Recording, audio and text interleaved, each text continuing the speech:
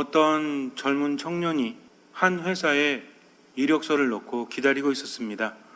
워낙 유명한 회사였기 때문에 이 회사에 들어가면 참 좋겠다 하면서 이제 원서를 넣고 기다리고 있었어요. 그런데 회사에서 연락이 왔습니다. 면접을 보러 오라고. 1차 서류 심사가 통과되었으니 면접을 몇 날 며칠 몇 시에 보러 오라고 연락이 옵니다. 너무 기뻤어요. 희망이 생겼기 때문입니다. 그래서 면접을 보는 날 아침 일찍 일어나서 준비를 하고 회사로 향했습니다. 그런데 회사를 들어가려고 하는데 건물의 모든 문이 다 잠겨 있고 한쪽만 열려 있는 거예요. 보통은 큰 문이 열려 있는데 거기는 잠겨 있고 옆에 쪽문처럼 보이는 곳이 열려 있습니다. 사람들이 그리로 이렇게 들어가는 게 보여요. 그래서 처음에는 큰 문을 이렇게 열어보다가 안 돼가지고 어쩔 수 없이 그 조그만 문으로 열고 들어가려고 문을 딱 여는데 이 문이 좀 이상한 거예요. 느낌이. 그 소리가 자연스럽지 않습니다. 그래서 뭔가 하고 위를 봤더니 문이 살짝 틀어져서 이제 조금 있으면 이게 떨어질지도 모르는, 그런데 떨어지게 되면 사람이 다칠 수 있죠. 그래서 그냥 가야 되나 말아야 되나 고민하고 있는데 마침 사람들이 아무도 오지 않아요. 그래가지고 이제 한참 붙잡고 있다가 한 사람이 오길래 저기 이 문이 고장이 났으니까 조심하세요 하고 가려고 그랬더니 그 사람이 감사합니다 지나가는 거예요. 문을 내가 잡고 있는데. 그래서 이건 아닌 것 같은데 나는 빨리 면접을 보러 가야 되는데 사람들이 고맙다고 자꾸 지나가니까 자기가 붙잡고 있을 수밖에 없죠. 그래서 이제 어떤 사람이 올 때 문을 탁 놓고 이제 가버렸어요. 저 사람이 알아서 하겠지. 근데 그 사람이 문을 딱 열더니 위를 한번 이렇게 쳐다봐요. 이상하니까. 그러더니 또 그냥 갑니다. 이 사람은 그 사람이 어떻게 해줄 줄 알았는데 아무도 책임져 주지 않으니까 자기도 그냥 지나갈까 하다가 자꾸만 마음에 걸려가지고 또 가서 이렇게 붙잡고 있었어요. 근데 이곳에는 뭐 수의도 없고 관련자도 없는지 아무도 나와보질 않는 겁니다. 그래서 참 이상한 회사다라는 생각을 하고 있었어요. 그런데 저 멀리에서 앉아가지고 누군가가 지켜보고 있었습니다. 느낌이 이상했고 딱 봤더니 웬 노인네가 저기 뒤에 있는 의자에 앉아가지고 자기를 계속 바라보고 있는 거예요. 그래서 왜 자꾸 쳐다보고 있는가 그랬더니 조금 있으니까 걸어옵니다. 그래서 한참 지켜보다가 걸어온 사람이니까 이곳의 수인가. 그래서 저기 아저씨 여기가 문이 고장났는데 이거 어떻게 하죠? 그랬더니 조금만 잡고 있으래요. 아니 내가 면접을 보러 가야 되는데 잡고 있을 시간이 없습니다. 그랬더니 지금 내가 연장을 갖고 와야 되니까 잡고 있으라고. 그래서 알겠다고 빨리 다녀오시라고 갔는데 한참이 돼도 안 오는 거예요. 그래가지고 사람들이 지나갈 때마다 고장났다고 알려주면 감사하다고 지나갈 뿐이지 그 누구도 도와주지 않습니다. 9시에 면접을 보는데 이 사람이 8시 한 20분쯤에 도착을 했거든요. 미리 도착을 해서 준비를 해야 되겠다고 했는데 이미 9시 5분 전입니다. 그러니 늦은 거죠. 지금 올라가도 헐레벌떡 뭐 번호표 받고 준비를 해야 되는데 이놈의 노인네는 오질 않는 거예요. 그래가지고 어떻게 하나 그냥 갈까 말까 하고 있는데 그냥 가기가 좀 많이 걸립니다. 그래서 어쩔 수 없이 기다렸어요. 5분 지나니까 그때서 연장통을 들고 한 노인이 걸어옵니다. 그 노인네였어요. 그래가지고 이제 저는 올라가겠다고 했더니 어딜 가냐고 붙잡고 있으라고. 나 혼자 이걸 어떻게 고치냐고.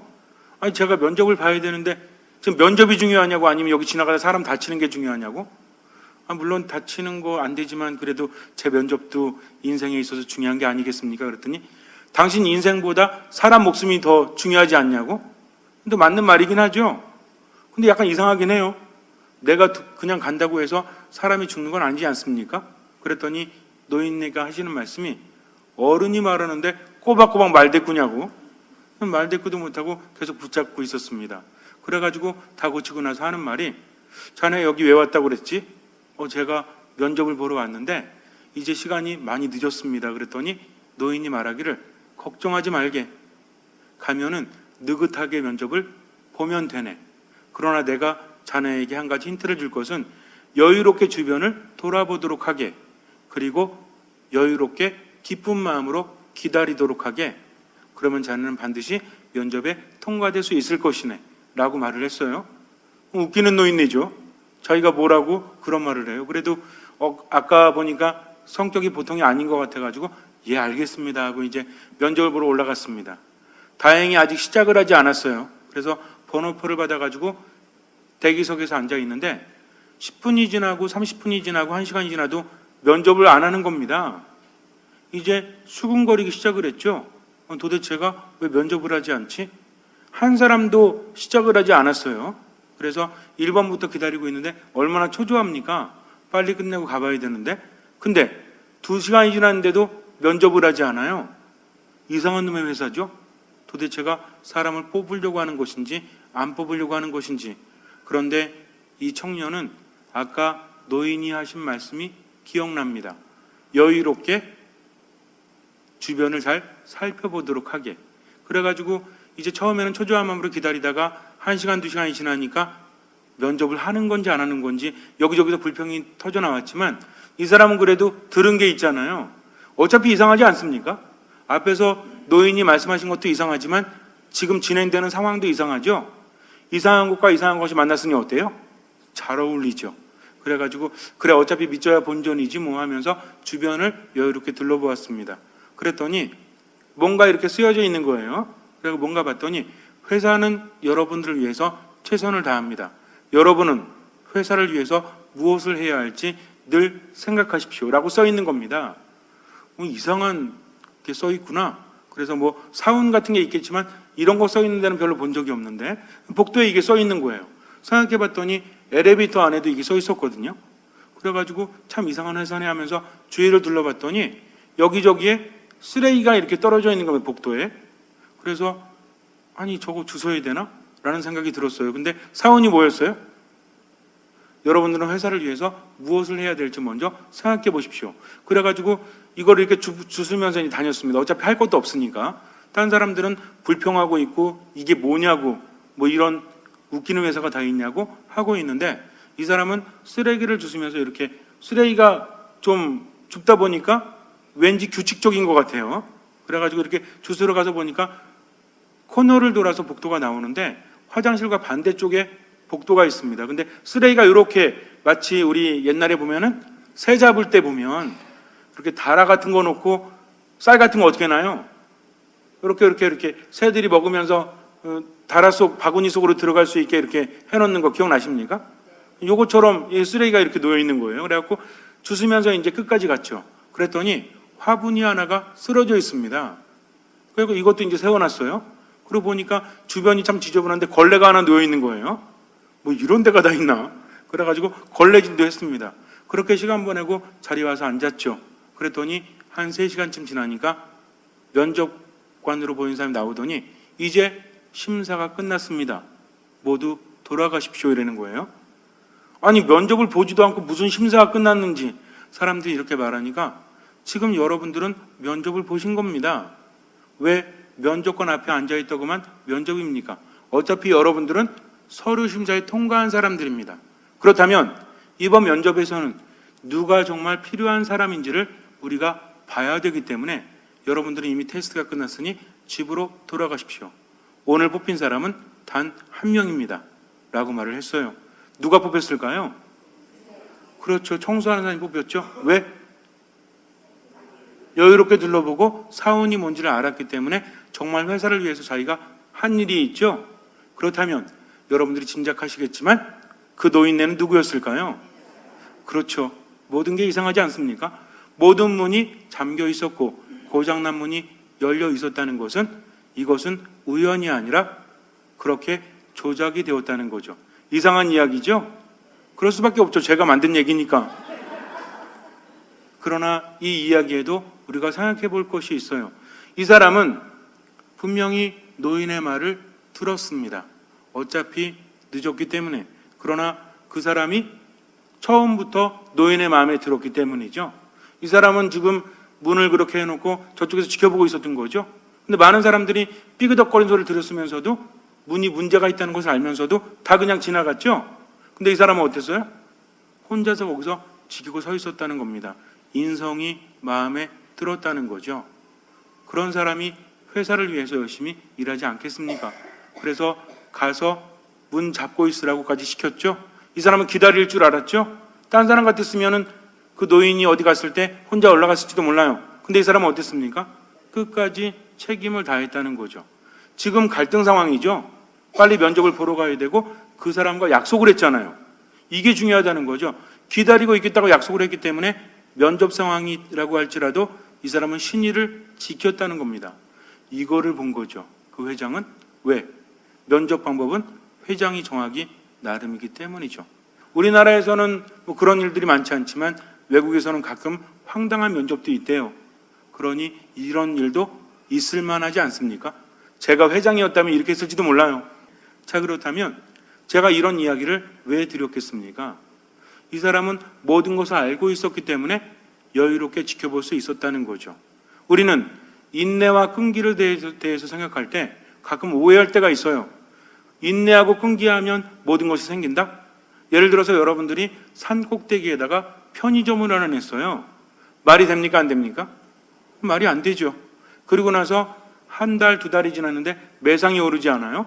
그래가지고 야, 오래 기다리면 되겠지 하면서 한 3년을 버팁니다. 어떻게 됐을까요? 완전히 망했지. 왜? 그것은 인내한다고 할지라도 보장이 없는 것이기 때문입니다. 우리가 인내하는 것은, 우리가 끈기하는 것은 그 인내가 보상을 이룰 것을 알기 때문이죠. 이게 중요하다는 겁니다. 그 청년이 여유롭게 지킬 수 있었던 것은 어차피 상황이 이상하게 돌아가지만 그 노인의 말이 일리가 있었기 때문에 점점 확신을 가졌다는 거죠. 우리 또한 마찬가지예요. 인생을 살아가면서 신앙을 가지면서 우리가 끈기할 수 있는 이유는 내가 대단하기 때문이 아니라 무엇 때문입니까?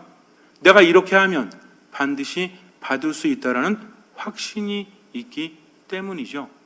그래서 확신이 있는 사람은 완전히 다르게 인내한다는 거죠. 그냥 기다리지 않아요. 기다리면서 뭔가를 채워갑니다. 여러분들은 인생을 살아가면서 하느님께 모든 것을 맡긴다고 말씀하시고 신앙생활하면서 어떻게 맡기십니까? 내가 열심히 기도하면 하느님께서 들어주실 거야 라고 믿으십니까? 왜 믿죠? 그래야 될 것 같으니까. 누가 말씀하셨기 때문에? 예수님께서 말씀하셨기 때문에 그래요. 오늘 복음에서 뭐라고 하십니까? 내가 너희에게 말한다. 청하여라. 너희에게 주실 것이다.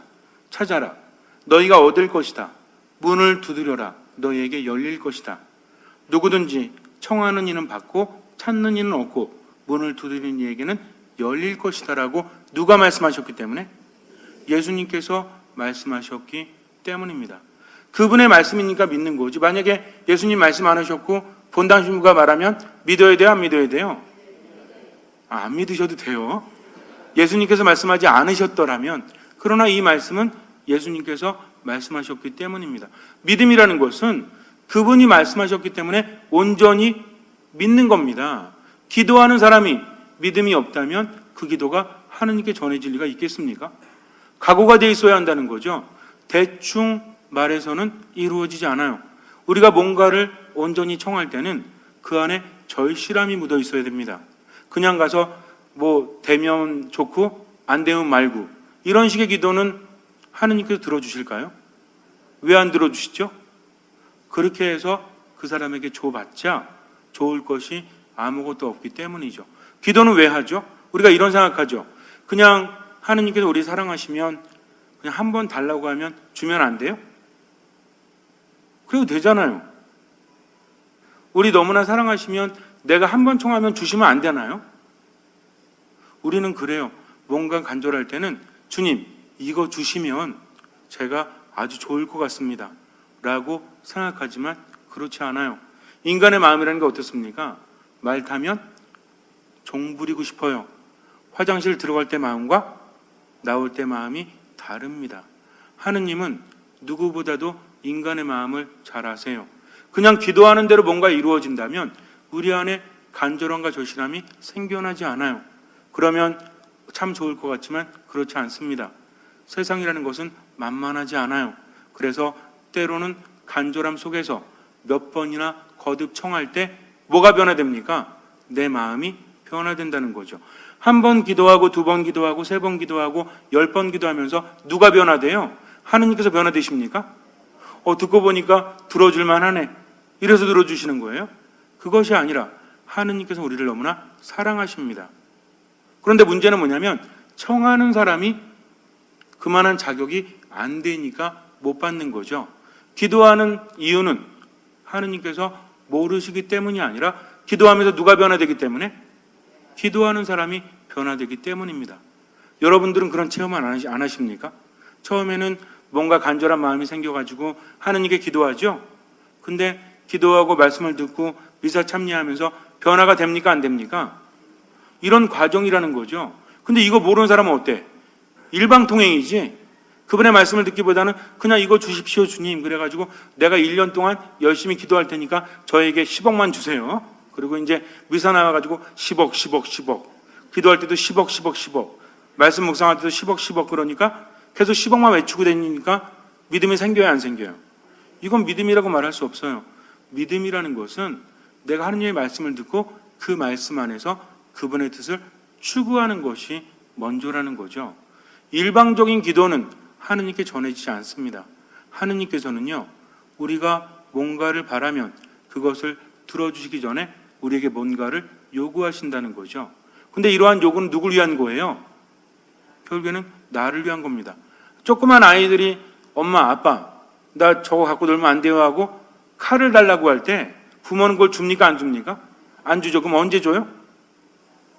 칼이 뭔지를 알게 되면 달라고 하지 않아도 주지 않습니까? 아무리 사랑스러운 애가 있다고 할지라도 아빠 나 이 차 운전 한번 해볼게 하고 7살짜리가 말했어요. 그랬더니 아버지가 그래 역시 내 자식은 어려서부터 영특하구나, 운전 한번 해봐라. 아무리 사랑스러워도 줄 수 있는 것이 있고 주지 못하는 것이 있지 않습니까? 내가 청하면서 받을 자격이 된다면 그 사람은 받는다는 거죠. 근데 재미있는 게 뭐냐면 정말 간절하게 기도하는 사람은요, 주님의 말씀을 소중하게 여깁니까? 소중하지 않게 여깁니까? 소중하게 여기죠. 처음에는 달라고 기도해요. 그런데 자꾸 기도하다 보니까 들려요, 안 들려요? 하느님이 어떤 분인지 알아야 될 거 아니에요. 내가 청하면서도 하느님께서 원하시는 게 뭔지, 하느님께서 우리에게 말씀하시는 것이 들릴까요, 안 들릴까요? 들리죠? 그럼 그것을 실천할까요, 실천하지 않을까요? 당연히 실천합니다. 왜? 하느님의 말씀이 내 안에서 소중한 것이기 때문에 그래요. 근데 이게 안 되니까 믿음이 있다라고 말하면서 늘 달라고만 기도하는 거지. 그러면서 들을 줄 몰라요. 들을 줄 모르니 어때요? 뭐가 안 생겨? 믿음이 안 생기지. 믿음은 어디서 온다고 그랬습니까? 들음에서 온다고 했으니까. 그러니까 진짜 믿음이라는 것은 내가 하느님 안에 머물고 듣고 들리는 바를 실천하고 이렇게 하면서 하느님 안에서 즐거워하고 행복해하고 이런 과정 안에서 내가 원하는 것들은 저절로 얻어진다는 거죠. 근데 마치 내가 간절하게 청하면 하느님께서 들어주시겠지 하면서 일방적으로 요구만 하는 사람, 이런 사람은 간절한 게 아니라 무대포인 거예요. 정신이 없다는 겁니다. 우리가 가끔 이거 착각해가지고 이 성경 말씀을 잘못 인용합니다. 그래서 무조건 청하면 주실 것이다. 근데 여러분도 한번 생각해 보세요. 지금 예수님께서 뭐라고 하십니까? 너희 가운데 어느 아버지가 아들이 생선을 청하는데 생선 대신에 뱀을 주겠느냐? 이 말씀은 뭐냐면 그럼 아들이 뱀 청하면 뱀 줍니까? 지금 아들이 생선을 청하니까 아버지는 뭘 줘요? 생선을 주지 않습니까? 뱀을 줄 아비가 어디 있느냐 이거죠. 그럼 만약에 아들이 뱀 달라고 하면 아버지가 그래 네가 간절히 뱀 달라고 하니까 아버지가 뱀 줄게 하면서 살모사 주고 뭐 이렇게 합니까? 절대 안 준다는 거죠. 간절함을 착각하시면 안 돼요. 자격도 안 되는데 달라고 말한다고 해서 주어지는 것은 아니라는 거죠. 정말 빨리 얻고 싶으시다면 그분의 말씀 안에 머무십시오. 그분의 말씀을 실천하십시오. 이게 진짜 간절한 거예요. 그렇지 않으면 아무리 청해도 자격이 되지 않으니까 못 받는 겁니다. 그러면 어느 정도 자격이 되어야 될까요? 그분이 말씀하시면 뭐든지 받아들일 수 있는 그런 경지에 올라가면 돼요. 그분이 나를 사랑하신다라고 말씀하셨죠? 그럼 믿음이 있어요, 없어요? 믿음이 있으니까 걱정합니까, 안 합니까? 고민은 하죠. 근데 쓸데없는 걱정이나 염려 속에 빠져들어요. 아직 오지도 않았는데 내일 되면 어떻게 하지? 하면서 오만상 다 찌푸리고 나서 자기가 엄청난 고난에 있는 것처럼 그렇게 하면서 다른 사람들에게까지도 불편감을 준다면 그 사람은 뭐가 없는 거예요? 믿음이 없는 거죠. 그러면서도 맨날 묵주알 굴리면서 주세요, 주세요. 말한다고 해서 믿음이 있는 것입니까? 진짜 믿음이 있다면 믿고 어떻게 하는 사람? 지금의 최선을 다해서 누구의 뜻을? 주님의 뜻을 실천하는 사람. 이런 사람이야말로 참으로 믿음이 있는 사람이라는 거죠. 그러니 주님의 말씀대로 실천하니까 이미 하느님께서 그 안에 계시고 하느님이 계신 곳에는 무엇이 일어나죠? 기적이 일어난다는 겁니다. 이게 신앙생활이에요. 무대포로 청하기만 하면 받을 수 있는 것이 아니라 하느님이 무엇을 원하시는지 깨닫는 사람. 그러니까 주님, 어차피 당신은 다 아시지 않습니까? 저도 당신 뜻에 따라서 최선을 다하면서 살아가겠습니다. 모든 건 당신께 맡기겠으니까 알아서 하십시오. 저는 최선을 다할 테니까 하면서 맡기면 마음이 가벼워집니까? 가벼워지지 않습니까? 가벼워진다는 거죠. 그렇게 하면서 기도 안에 있는 게 얼마나 즐거운지 몰라요. 말씀 안에 있는 것이 얼마나 행복한지 몰라요. 이 거룩한 미사 안에 있다는 것이 얼마나 기쁜지 몰라요. 그렇게 할 때 하느님을 체험하게 되고 하느님께서 우리에게 더 좋은 것을 주신다는 거죠. 그러니 그런 사람은 하루하루를 살아가면서 감사하면서 행복해 할까요? 아니면 불평하면서 불행해 할까요? 감사하면서 행복하죠. 여러분들은 매일매일 감사하면서 행복하십니까? 아침에 눈 뜨면 또 하루 주셨구나. 얼마나 행복한지 몰라. 아니면 나 또 죽지 못해 하루 사는구만. 이렇게 여기십니까? 1번이에요? 2번이에요? 1번이시죠? 그러면 이미 하느님께 받고 있는 겁니다. 안달하지 마세요. 걱정하지 마세요. 온전히 맡기고 최선을 다했으면 그 다음은 하느님의 몫입니다. 잠시 눈을 감으세요. 너희가 악해도 자녀들에게는 좋은 것을 줄 줄 알거든 하늘에 계신 아버지께서야 당신께 청하는 이들에게 성령을 얼마나 더 잘 주시겠느냐 라고 예수님께서 말씀을 하십니다. 그러나 잘 청해야 돼요. 주님 뜻에 맞게 청해야 합니다. 이것을 기억하십시오. 하느님께서는요, 누구보다 나를 더 잘 아십니다. 누구보다 더 나를 사랑하십니다. 그러니 걱정할 필요가 없어요. 온전히 맡기면 됩니다.